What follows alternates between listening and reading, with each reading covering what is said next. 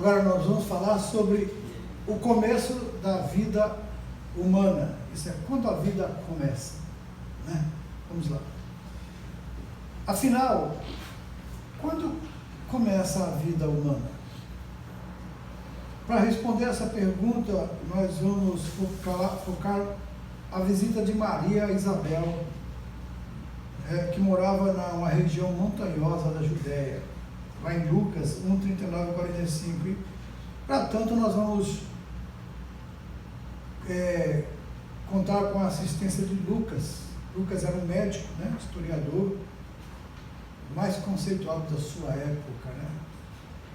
Vamos ler Lucas, o médico amado. Em seu evangelho, o Dr. Lucas faz questão de realçar os fatos clínicos com muito cuidado e distinção. As suas informações são confiáveis, podem ser comprovadas pela medicina atual. A escritora britânica Taylor Caldwell, que levou 40 anos para escrever a biografia de Paulo, veio a concluir que ele capacitara-se, inclusive, a realizar delicadas cirurgias plásticas. Então, veja bem que... Agora, isso não pode ser comprovado biblicamente, você não tem essas informações, ok? Isso aqui é um estudo que uma escritora fez em 40 anos, estudando isso. Apesar de não haver nenhuma informação para comprovar isso, Lucas era um grande médico e, além disso, o seu amor pelos enfermos era notório. Não foi mera coincidência que o Espírito Santo ter confiado a Lucas a tarefa de narrar os pormenores da concepção e do nascimento dos dois principais personagens do Evangelho. Com a experiência clínica aliada à acuidade historiográfica, Lucas vê de imediato o embrião Jesus no feto João, né? Jesus, o embrião, e João, o feto. Fazia 6 meses que já estava no ventre de sua mãe, né? Isabel, mas Jesus estava ainda embrião. E não são meros fenômenos biológicos, enxerga-os como pessoas completas. E, aliás, mesmo antes da sua concepção, ele já sabia que o ser humano tem início não quando é dado à luz, mas no exato momento da concepção. E a conclusão é que chegaria à genética moderna. Ninguém pode ignorar que no instante da fecundação do óvulo são geradas informações suficientes para fazer daquele embrião, que nem perceptível é ainda, um ser humano completo e único. Lucas não ignorava esse fato. Então veja bem, a partir do momento que o óvulo ele é fecundado, ali ele já tem todas as informações de quem será essa criatura. Já tem tudo ali. Não podemos esquecer do juramento que Lucas certamente fez, porque esse juramento, quando o médico é habilitado, entre os votos, deve ter assumido esse compromisso, citando textualmente Hipócrates. Hipócrates, o juramento médico hoje, ele vem lá foi feito no ano 460 a 370 a.C., sobre Hipócrates, que ele criou esse juramento para o médico, né? Que ele diz: a ninguém darei por comprazer nem remédio mortal, nenhum conselho que induza à perda, e do mesmo modo não darei a nenhuma mulher uma substância abortiva, e ao sacramento o seu compromisso. Então Lucas já estava cônscio de que o ser humano ele tem início na concepção e não a partir da 12ª semana de gravidez. Então foi dentro dessa visão amorosa e justa que o evangelista narrou o nascimento de João e de Jesus. Então, o Filho de Deus ainda era um embrião quando Maria chegou à casa de Isabel e, ao ouvir a voz, exclama a prima, né? Maria fala, quando saudou Isabel, a Isabel falou: de onde me provém isso a mim, que venha visitar-me a mãe do meu Senhor? E o Cristo ainda não tinha condições de vida extrauterina, mas Lucas já o reconhece como uma pessoa completa. Com o grande discernimento de Isabel, embora não fosse contada entre os teólogos de Jerusalém, foi iluminada pelo Espírito Santo, uma vez a ver que, no embrião que Maria trazia no ventre, o Salvador do mundo. Então, o reconhecimento não foi apenas intelectual, foi essencialmente soteriológico e experimental. E naquele momento, ela ganha o privilégio histórico de ser a primeira pessoa, depois de José e Maria, a aceitar a deidade de Jesus. Essa honra, ninguém lhe tiraria. E se o Filho de Deus, que estava no útero de Maria, não fosse um ser humano completo, ou pleno, né? Como haveria Isabel de sentir a presença? E por isso, não há o que se discutir.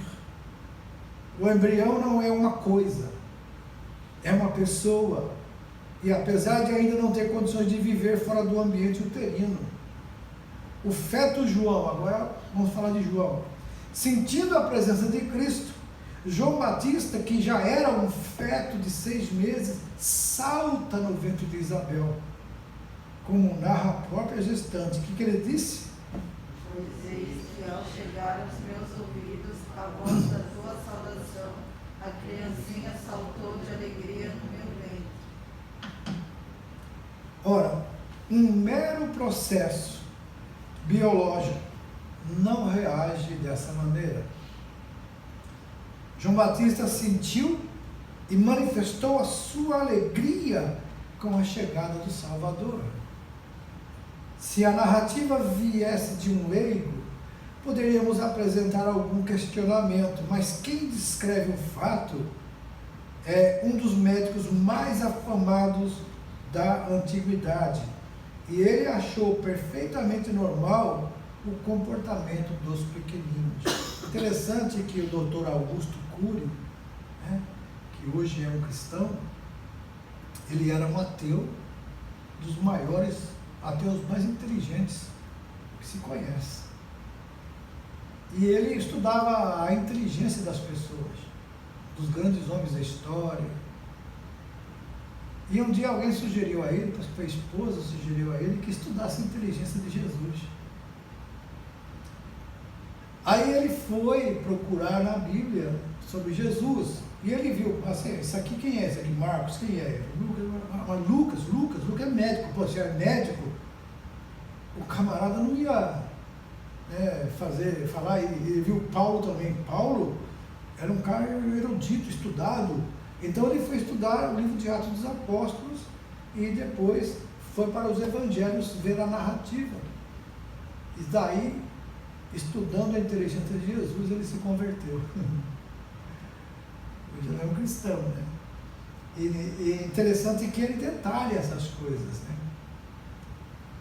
Naquela época, se houvesse os recursos de ultrassonografia, o Dr. Lucas não teria poupado nenhum detalhe em sua narrativa.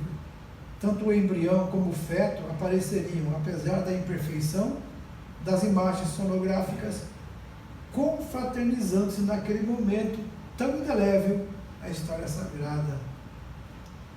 Hoje, todos sabemos que os embriões e fetos reagem como pessoas, porque na verdade são pessoas. Eles sabem quando são amados e sentem quando são rejeitados. Pressentem a chegada da morte e buscam sobreviver aos aparelhos que lhe encurtarão a existência. Eu já vi esse vídeo, a gente fica impressionado. o médico enfiando o sugador para tirar a criança e a criança tentando se defender. É coisa triste demais. Vai sair os pedaços dela. Eu tenho coragem de assistir isso. É, um pedaço. Por isso eu não posso entender, diz aqui o escritor, como que um profissional se preparou para conservar a vida, tem coragem de encerrá-la de maneira tão covarde e traiçoeira. Médico abortista é um criminoso inveterado. A vítima sequer tem condições de se esconder. O útero, que deveria ser um refúgio sagrado, de repente transforma-se num patíbulo. Isso é um local que não tem escapatória. O início da pessoa humana.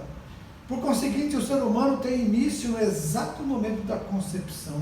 Tanto o embrião quanto o feto devem ser resguardados, pois a vida, quer no estágio quer no terminal, é sagrada aos olhos de Deus, o autor e provedor de toda a existência.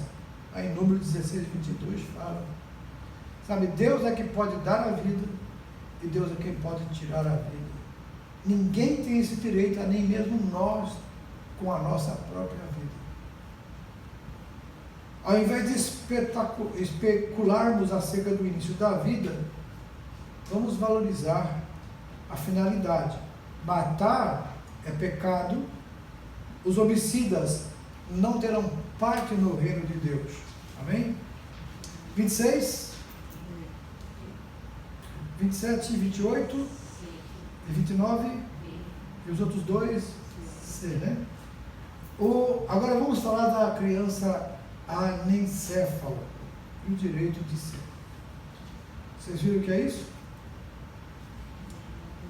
A defender os embriões e fetos abortados, o poeta gaúcho Mário Quintana, ele morreu em 1994, ele transcende a filosofia mortal e declara em prosa o que muitos não entenderiam em versos.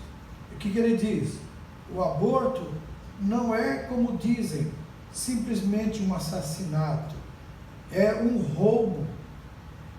Nem pode haver roubo maior, porque o malogrado nascituro rouba-se-lhe esse mundo, o céu, as estrelas, o universo, tudo. O aborto é um roubo infinito. Ao condenarmos o aborto, nós fazemos constantes referências ao direito de nascer, mas quase sempre esquecemos de um direito ainda mais sublime, o direito de ser. O que seria de nós se não desfrutássemos desse privilégio que o Criador proporciona, inclusive aos que lhe defendem a supressão? O que é o direito de ser?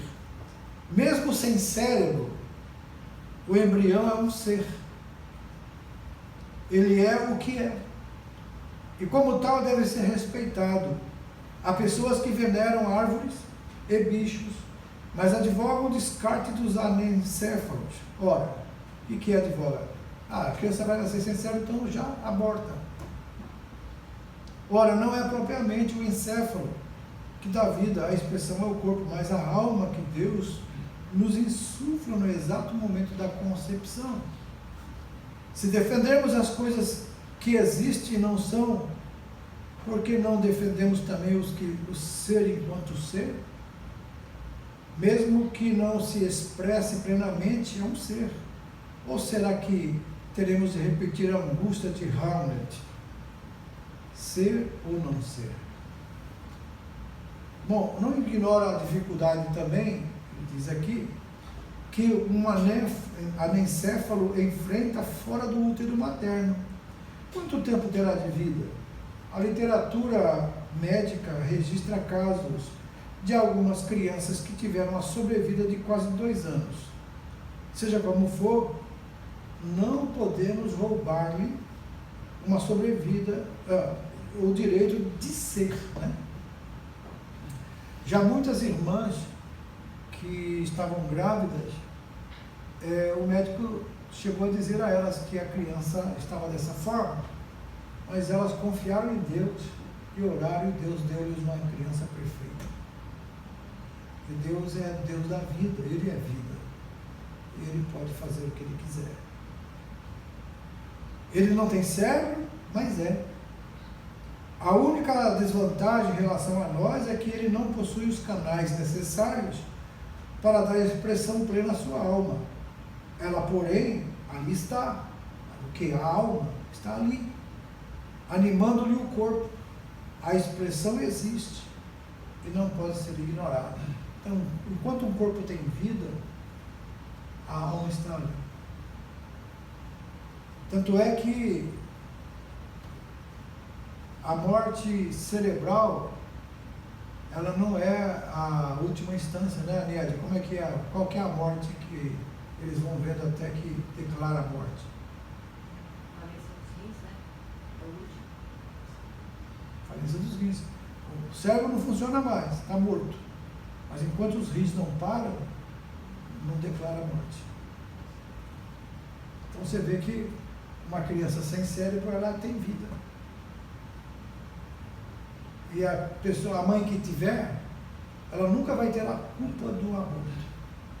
Ela vai sempre saber, não, tudo que essa criança tinha direito, eu permitia ela.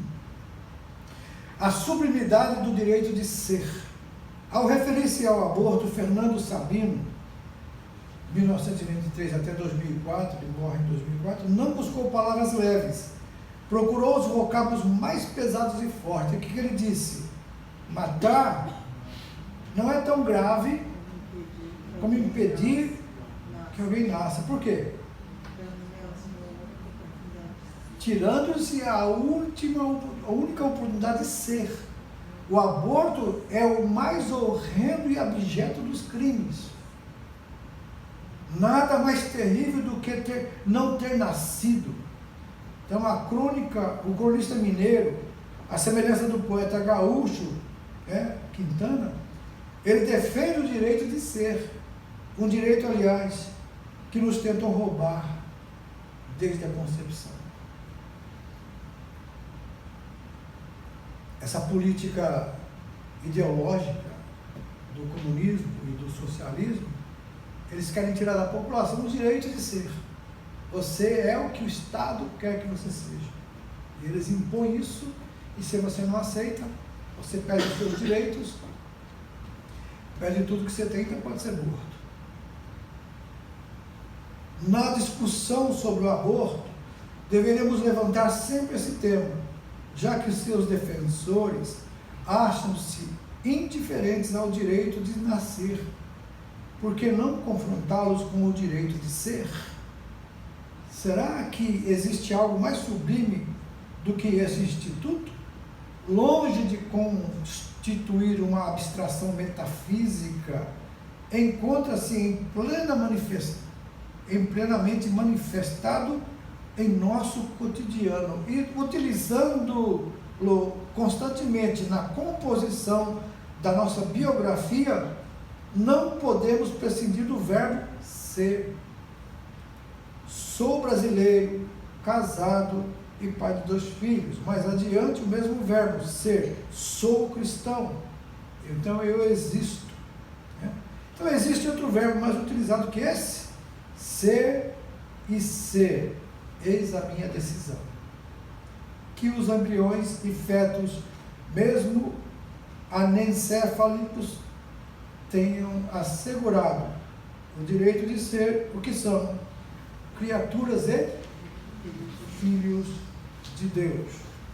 Então, o 32 é 33 e 34, 35, C. É C, né? Tá? Em quem começa a vida? Bom, a gestação de um ser humano não é um mero processo biológico. É a repetição do ato criativo de Deus. Gênesis 2:7. Por isso, o Senhor observa atentamente o que? A formação de cada pessoa no ventre materno e do mesmo ventre chama-as a propósito definidos. Desde o ventre da sua mãe vos chamei. Deus me chamou desde o ventre da minha mãe. Antes eu era ainda informe e o Senhor já me conhecia. Uau! Deus acompanha o desenvolvimento do ser humano, né? Salmo 139, por exemplo, o autor sagrado, ao cantar a onisciência divina, revela que o Altíssimo acompanha amorosamente a gestação humana. Vamos ler? Pois tu formaste meu interior, e tu me teceste no seio da minha mãe. Graças te dou, isto que por modo assombrosamente maravilhoso me formaste. As tuas obras são admiráveis, e a minha alma sabe muito bem. Os meus ossos não te foram encobertos, quando no oculto fui formado, entretecido como nas profundezas da terra. Os teus olhos me viram, a substância ainda informe, e no teu livro foram escritos todos os meus dias, cada um deles escrito e determinado, quando nenhum deles ainda veio. Uau! Então, dessa passagem, nós concluímos: a gestação é obra de Deus, e por isso não deves interrompê-la criminosamente. Deus escolhe os seus servos desde o ventre materno. Teologicamente, quando começa a pessoa humana, na fase embrionária, ou na fetal, aos olhos do autor e conservador da vida, mesmo antes da concepção, é o que constatamos no chamamento de Jeremias. O que diz aí? Antes que eu te formasse no ventre, eu te conheci. E antes que saísse da madre, te santifiquei e as nações te dei por Uau! profeta. Antes da concepção. Ora, se o autor e conservador da vida não faz distinção entre embrião e feto, pois aos seus olhos ambos são pessoas completas, por que iríamos nós teimar em estabelecer tal diferença? Quem realmente ama não se perde em semelhantes a especulações, mas tudo faz a fim de preservar a santidade da vida. Vamos ver a narrativa de Gênesis. Moisés mostra com muita clareza que o ser humano não é obra do acaso, pois o acaso não seria capaz de produzir um ser tão perfeito quanto o homem. Deus o criou com as próprias mãos e, para aumentar a intimidade conosco, fez questão de aproximar o seu rosto do nosso. A Bíblia diz: e soprando nas narinas, aumentou ainda mais a comunhão entre nós e Ele. Portanto, não nos arvoremos como deuses e senhores da vida, determinando quem deve viver e quem deve morrer. Esse direito só cabe a Deus, pois a pessoa humana tem início nele e para ele haverá de retornar, né? Eclesiastes 12, 7. 36, 37, 8 e 9. A mulher e o direito ao seu próprio corpo. Bom, aquele caso que nós falamos de Leah McCorvey, né, é bastante emblemático. As suas advogadas, né, com a sagacidade tão própria dos liberais de esquerda, transformaram uma mentira particular numa verdade universal. Como vimos na lição 3, a senhora McCorvey entrará com uma ação, ela entrou, né, com uma ação contra o estado do Texas em 1970, reivindicando o direito de matar o filho que trazia no ventre, pois, segundo ela, sua gravidez era fruto de um estupro, violência sexual. As advogadas, sempre oportunistas, levaram o caso à Suprema Corte dos Estados Unidos e, após acalorados debates, os juízes deram ganho de causa à pleiteante. Quando, porém, saiu a sentença, 3 anos já se haviam passado, o bebê havia nascido em segurança, e não demorou muito para que a mentira fosse descoberta. Mas por essa época, boa parte da sociedade americana já não estava mais interessada na verdade. Em outras circunstâncias, a requerente seria presa por haver dificultado os bons ofícios da justiça naquele contexto. Porém, ganhava ares de heroína. O argumento dessa mulher Norma, que mais pesou na decisão dos juízes, foi o seu pretenso direito ao próprio corpo, durante apaixonadas altercações que, travadas no tribunal, espalharam-se por toda a nação, e a pergunta era incansavelmente repetida: a mulher não tem direito ao seu próprio corpo? A falácia do direito absoluto ao corpo. Nós não precisamos de nenhum exercício intelectual para responder essa pergunta insolente. O suposto direito ao próprio corpo, caso existisse, não seria extensivo também ao corpo do filho? O corpo que em seu corpo estava era a propriedade de um novo ser. Então conclui-se, pois, que ninguém possui tal direito em termos absolutos. Tudo que fizermos com o nosso corpo poderá afetar, às vezes, fatalmente, os que nos cercam. Inclusive, quantas mulheres não morrem ao abortar? Então elas destroem um corpo e acaba que destrói o seu próprio corpo e vida.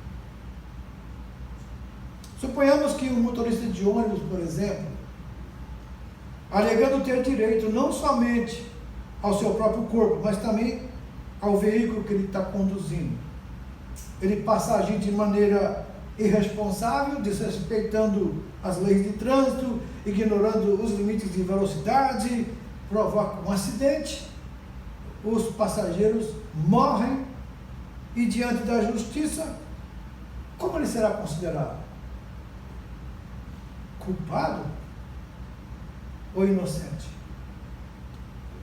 Apesar das suas alegações quanto ao direito ao próprio corpo, será indiciado por homicídio doloso, pois a sua intenção de matar era mais do que evidente. Aqui nesse quadro você tem o que pensa hoje Jenny Loy, essa mulher que conseguiu criar essa lei. Ela hoje é uma cristã, ela defende a vida hoje, se arrependeu do que ela fez, e então ela passou a defender a vida como as outras. Por isso, a gente fica espantado de ver como Deus é misericordioso e dá oportunidade para as pessoas, porque primeiro que ela não abortou, mas por causa dela,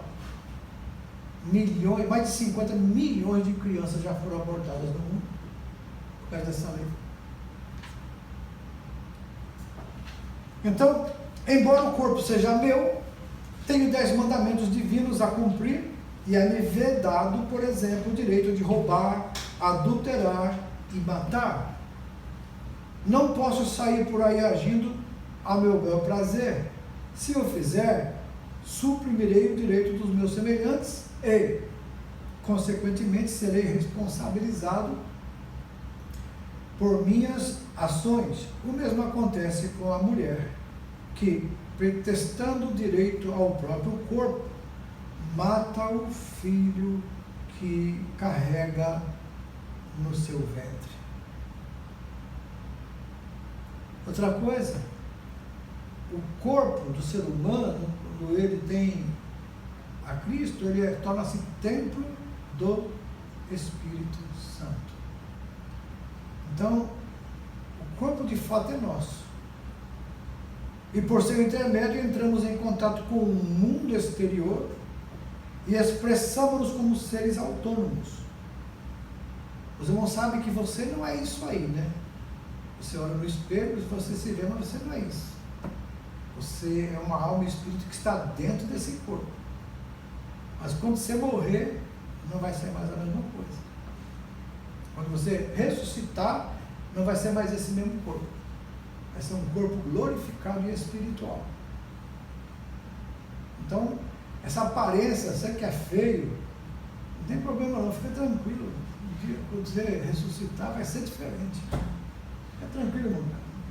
Fica tranquilo. Eu fico tranquilo, assim, o que adianta, né?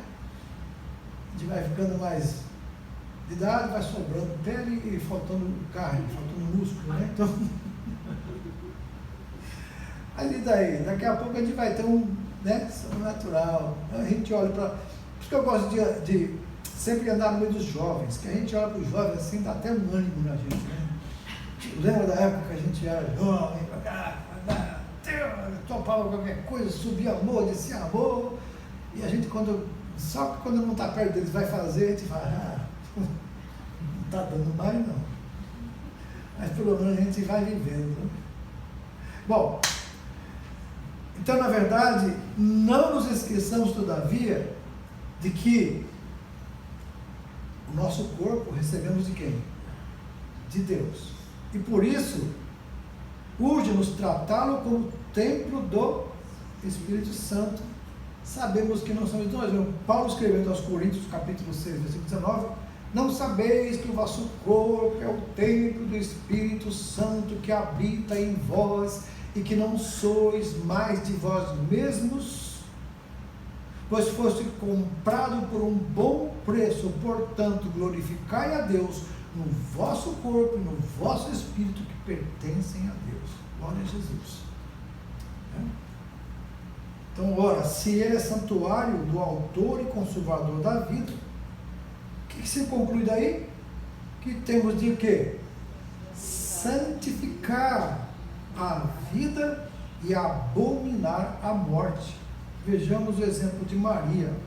Ao conceber o Filho de Deus, foi ela de imediato envolvida pela virtude do Espírito Santo e não demorou a profetizar. Já imaginou se a Virgem, alegando o direito absoluto ao seu próprio corpo, impedisse que o plano divino nela se concretizasse? Maria, porém, estava ciente da sua condição, não passava de uma humilde e bem disposta serva do Senhor. Eis aqui tua serva. Ela se apresentou diante de Deus assim. Então não podemos também minimizar nossa responsabilidade quanto ao corpo. A esse respeito, o apóstolo Paulo é particularmente enérgico, porque importa o quê? Todos nós compareçamos perante o tribunal de Cristo, para que cada um receba segundo o bem ou o mal que tiver feito por meio do corpo. Bem ou mal que tiver feito por meio do corpo. Então, hajamos, pois, de maneira que a sermos considerados santos no corpo, na alma e no espírito. Lá em Tessalonicenses, Paulo inverte essa sequência aqui, né? Espírito, alma e corpo. A mulher santifica-se não somente quando apresenta ao Senhor orações e jejuns, mas também quando recebe no ventre a semente de uma nova vida. Interessante isso, né? É assim, permitindo que o novo ser venha ao mundo com segurança, poderá ela louvar a Deus com as palavras da nossa primeira mãe a trazer a luz ao seu primogênito, adquirir um varão com o auxílio do Senhor, disse Eva, já fora do jardim. Ouçamos novamente o apóstolo agora falando sobre a missão da mulher. O que ele disse? Dar-se-á, porém, dando à luz filhos, se permanecer com modéstia na fé, no amor e na santificação. Ok. 40, 41, 42, A, 43 e 44, C.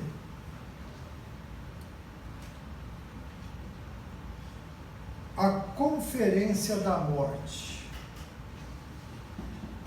Conferências semelhantes àquela que nós falamos sobre da Nuance, na qual líderes nazistas discutiam o extermínio do povo judeu, igual essas são realizadas todos os dias em respeitáveis consultórios médicos, diante de um profissional frio, calculista e interessado apenas em seus honorários, aparece uma mulher que, pretextando o direito absoluto ao próprio corpo, solicita a intervenção para descartar o filho que traz no ventre. E ambos, após acertarem o valor do vil procedimento, passam a avaliar o método a ser empregado no aborto. Então, tudo é tratado com impecável profissionalismo. Eles aparecem estar acima da moral, da ética mínima, do juramento de Hipócrates e do próprio Deus. O interessante é que em alguns países tudo é feito sob o amparo da lei. Antes de conhecermos outros pormenores da sinistra consulta, acompanharemos a trajetória do embrião, que personagem central desse drama foi ignorado e dele não fizeram caso algum. Ele não chegou a ser feto, mas em nenhum momento deixou de ser uma pessoa, ainda que informe, isso é, sem forma, era um ser humano em si, já trazia o sopro divino, o espírito que animava o corpinho, que semana após semana ia ganhando forma e expressão. Ele não chegou a ser feto, porque a sua mãe, envenenada pela ética permissiva e assassina da pós-modernidade, decidiu interromper-lhe a vida e impedi-lo de manifestar a perfeição do seu ser. As primeiras semanas de um ser humano. Tudo começa quando o óvulo da mãe é fecundado pelo espermatozoide do pai. Não demora muito, o óvulo que ele entra no útero materno e dá início a uma nova pessoa. E ali, aquele instante miraculoso, repete-se o milagre do Gênesis. O mesmo Deus que do pó da terra formou o primeiro ser humano, dá vida agora a mais uma vida. Na segunda semana, esse novo ser começa a receber o alimento materno. Instintivamente, sabe que há alguém além de Deus que se importa com o seu bem-estar.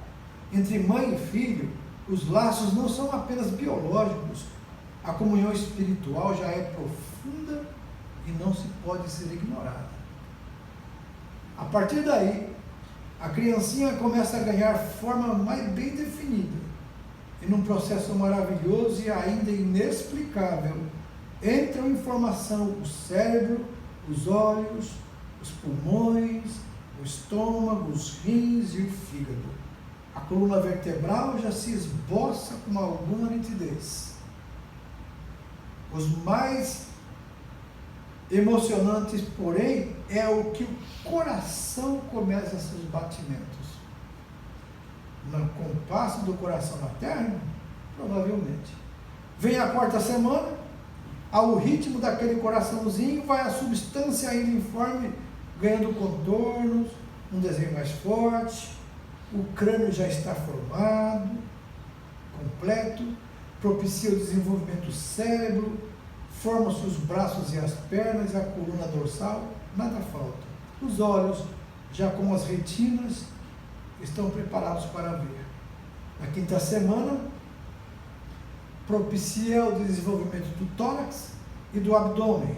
Pernas e braços também são completos, e nas mãos e nos pés dos dedos já são visíveis os dedos. Passam-se os dias e o pequeno coração não para, e no transcorrer da sexta e oitava semana, todos os órgãos da nova pessoa já são perceptíveis, e no crânio, já completo, a boca e a língua são bem nítidas. E quando o cérebro é capaz de responder a vários estímulos. Nessa fase da gestação, A criancinha já possui impressões digitais que durante toda a sua existência servirão para identificá-la como um ser humano único e consciente do seu lugar no universo que Deus criou. E, aliás, a essas alturas, o pequenino ser já é capaz de agarrar alguma coisa com suas delicadas mãozinhas. Todavia, não pode defender-se ainda dos seus algozes. Ficou famosa uma foto de um médico que estava fazendo uma cesariana e a criancinha segurou no dedo do médico. Ficou famosa essa foto. Agora, na 12ª semana de sua gestação, todos os sistemas do seu corpo já estão em pleno funcionamento. Nervos, músculos sincronizam-se, possibilitando movimentar os braços, as pernas, suas unhas. Já podem ser vistas, embora delicado e leve, já possui um bom peso. Falta o quê? Alcançar as demais etapas da gestação, a ser dado à luz, mas ao que parece a sua história será covardemente interrompida. A consulta da morte. Ao médico frio e insensível, a mulher se expõe com uma naturalidade desconcertante o intento de matar o filho que agasalha no ventre. E se ela tem alguma preocupação, não é com o sofrimento que vai causar a criança, mas com o desconforto que lhe poderá advir do procedimento a ser adotado. As opções são variadas e eficazes, e além disso estará comodamente sedada durante a cirurgia, mas a criancinha, que até agora se sentia confortável e segura em seu útero, viverá momentos de estresse, aflição, angústia e terror. De início, o médico sugere-lhe o método sucção, com um equipamento que lembra um aspirador de pó. O bebê será sugado aos pedacinhos até que nada reste. Talvez a mãe nada sinta, mas a criancinha não receberá nenhuma anestesia. Se ela quiser, poderá optar pela curetagem. Antes, vejamos o que é uma cureta. É um instrumento cirúrgico em forma de colher, usado para raspagem. Através dessa ferramenta, o médico cortará o bebê em pedaços, retirando-o em seguida da barriga da mãe. Você gostaria de morrer nessas condições? Nós ainda temos a opção de reagir, gritar e correr. Entretanto, o que poderá fazer aquele ser frágil e confiante que está em seu ventre, a quem você se acha ligada por um cordão tão delicado?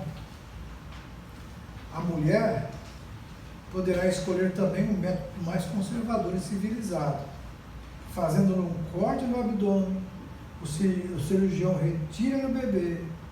Já fora do ambiente uterino, há 3 destinos possíveis ao pequenino: afogamento, cremação ou ser usado como cobaia. Exatamente como Hitler fazia nos campos de concentração. Lembra como eu disse para você? As mulheres grávidas eram usadas para experiências, e muitas delas era retirada a criança sem anestesia alguma, somente para saber o quanto as pessoas resistem à dor antes de morrer.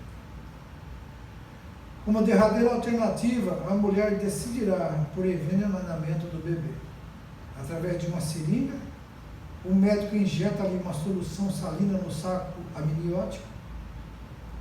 A morte será lenta e dolorosa. A criancinha agonizará vagarosamente sob os efeitos cáusticos da cauterização, como se estivesse sendo mergulhada numa piscina de ácido. É interessante que uma pessoa nasceu assim. A mãe tentou abortá-la dessa forma, mas ela nasceu queimada. Mas nasceu e viveu, sobreviveu. Porque parece que na hora que nasceu o médico e a enfermeira não tiveram coragem de mataram a criança e resolveram criá-la, deixá-la para uma adotar. E essa pessoa está viva. A que método escolher então? Que método vou escolher para matar o filho que carrega no ventre? Sucção, curetagem, extração cirúrgica ou cauterização alcalina?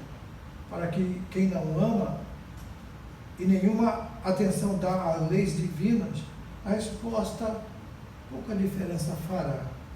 Mas seja qual for a sua decisão, lembre-se desse mandamento da lei de Deus: não matarás. Vamos inverter a situação então um pouco.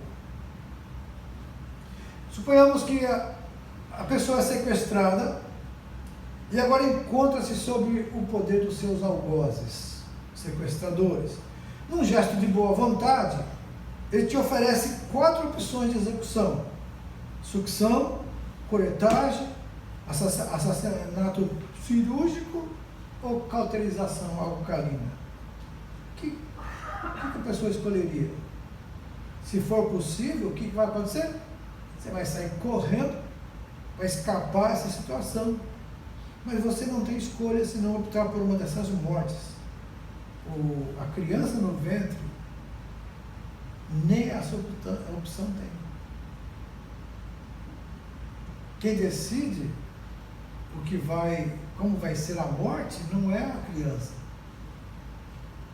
é a quem vai matá-la, o médico assassino e a mãe criminosa. Então é melhor decidir pela vida da criança, e que essa é a vontade de Deus. E a conclusão do que dissemos até aqui, concluímos pela vida e contra o aborto. E vejamos, pois, como cristãos devemos tratar esse tema tão delicado e urgente. Em primeiro lugar, consideremos o mandamento divino: não matarás. A lei de Deus não faz distinção entre aborto e infanticídio. Tanto o faraó, que ordena a matança dos infantes hebreus, quanto a mulher que por motivos fúteis interrompe a gravidez, quebrantam o mesmo mandamento, o 6º mandamento. Por isso, nós não sejamos permissivos nem lenientes quanto ao crime. Defendamos a santidade da vida humana como uma dádiva divina. E o aborto terapêutico? Há casos extremos em que o médico tem que optar entre a vida da mãe e da criança. Nesse caso, deve-se ouvir a opinião de 2 ou mais profissionais, e que estes sejam notórios por seu respeito à vida humana. Deve então a gestante ser acompanhada por médicos tementes a Deus, pois estes levarão em conta o seu compromisso com as reivindicações divinas. Aborto em caso de estupro, por exemplo, dar-se-á toda a prioridade à vida, amparando-se ambas as vítimas, a mãe e a criança.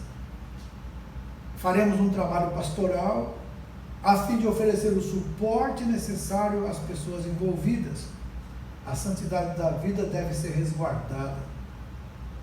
Nesse caso tão doloroso, sugerimos que a criança seja adotada por uma instituição cristã, por exemplo, se a mãe não quiser criar, ou por casais que tenham condições de assegurar uma formação espiritual e moral de acordo com a Bíblia Sagrada.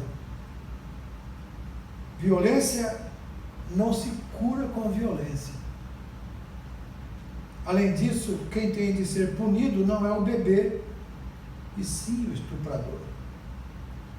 Que ele seja preso e apenado a fim de que não faça mais novas vítimas.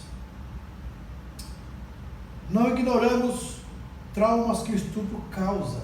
Às vezes a vítima não passa de uma menina que nem a adolescência ainda chegou.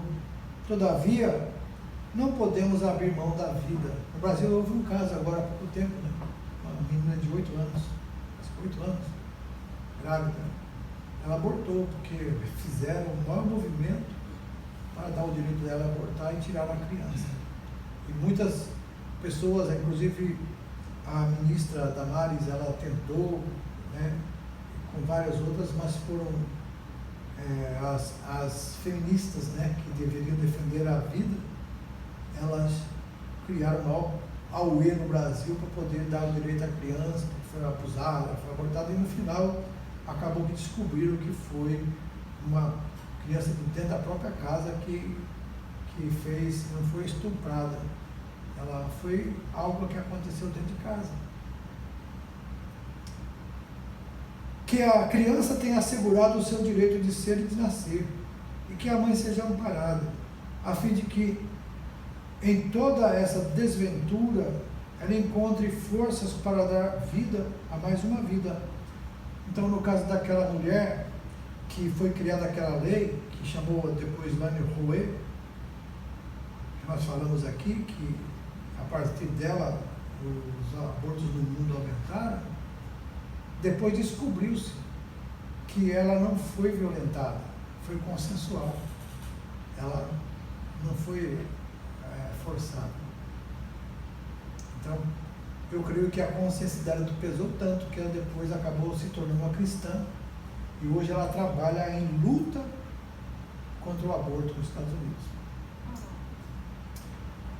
O aborto ainda é qualificado como crime em nosso país, no Brasil, mas se não estivermos atentos, esse ato, embora hediondo e covarde, logo receberá uma alcunha inofensiva e técnica, passando a ser conhecido com o vocabulário médico como se for um mero procedimento cirúrgico para tirar ou evitar uma gravidez indesejada. Então nem se pronuncia feto ou criança, simplesmente assim. O legislador pós-moderno, ele é mestre em alterar a semântica das palavras. Todavia, não nos esqueçamos da advertência divina. Ai dos que ao mal chamam bem, e ao bem mal, que fazem da escuridade ou das trevas, fazem luz, e da luz as trevas. Põe o amargo por doce, e o doce por amargo. Isso aqui o profeta Isaías estava profetizando antes do capítulo 6, que ele viu a Deus, o seu alto sublime trono. Já estava aqui Deus falando através da vida dele. Então esse é o final do livro hoje. Vamos aos exercícios. Eu vou ler os exercícios para que nós tenhamos aí um aprendizado, uma lembrança maior. Vamos lá. Durante a gestação de um bebê, aí você vai colocar certo ou errado, ok?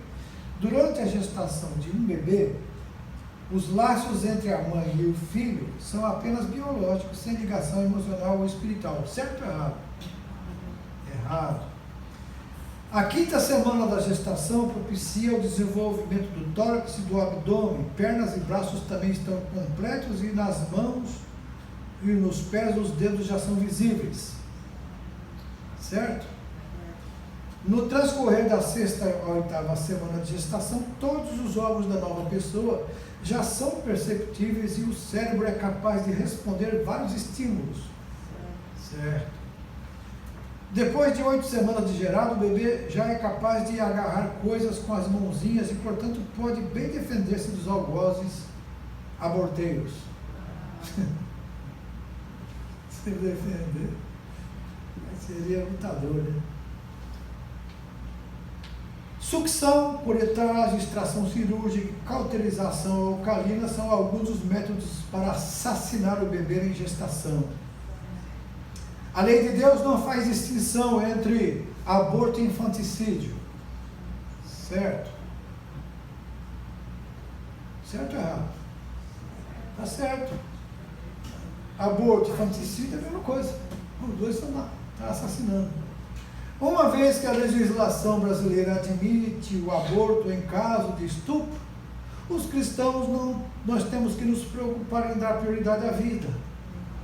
Errado. Em caso de gravidez por estupro, o papel da igreja é amparar a mãe em sua desventura, assegurar ao bebê o direito de ser e de nascer, providenciando inclusive a sua adoção por uma instituição cristã ou por alguém que lhe garanta uma formação espiritual e moral bíblicas. Muito bem. E por final, a interrupção da gravidez por motivos egoístas e fúteis, o que é? Aborto criminoso. Ocasionado por diversos fatores, ocorre sem intervenção externa. Qual que é? Aborto espontâneo. Apelidado de o ensino dos 12 apóstolos, reconhece no embrião uma pessoa completa e que, como tal, precisa ter os seus direitos e vidas conservados com todo rigor. A didaquê, né? E não matarás o inocente. Palavra de Deus, 23. Em sua obra, a República propõe o aborto e o infanticídio a fim de eliminar os que não podem contribuir para o bem comum. Platão dizia isso, né? E marque C para o certo e E para o errado. O embrião não é uma pessoa porque ainda não tem condição de viver fora do ambiente uterino. Errado, é uma pessoa. Tanto o embrião quanto o feto devem ser resguardados, pois a vida, quer no estágio inicial ou quer no terminal, é sagrada aos olhos de Deus.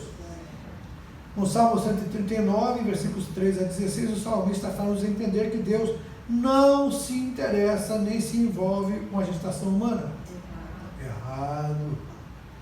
A pessoa humana tem início em Deus, para ele haverá de retornar. E a lei de Deus não faz distinção entre aborto e infanticídio. Enfraquecida por uma teologia danosa e permissiva, não defendeu a santidade da vida humana quando na Alemanha o aborto deixou de ser considerado crime. Quem foi? Comunidade Evangélica Alemã.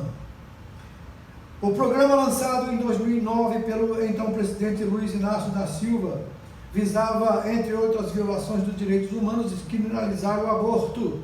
Qual foi esse programa? Programa Nacional dos Direitos Humanos, é a PNDH3. Ainda que anencéfalos, os embriões e fetos devem ser assegurados o direito de ser o que são. Contra a falácia do direito do próprio corpo, temos na Bíblia que Deus, que nos dá o corpo, nosso corpo é templo do Espírito Santo e não somos de nós mesmos. Cada um receberá de Deus segundo o bem ou o mal que fizer por meio do corpo. Então é a D, né? Muito bem. E assim terminamos a lição de hoje. Vocês estão beneficiados por não fazer a prova hoje, mas a semana que vem vocês estarão fazendo a prova, tá? A semana que vem será eutanásia, a falácia da boa morte. Pai querido e santo, obrigado mais uma vez por essa oportunidade agora, Pai.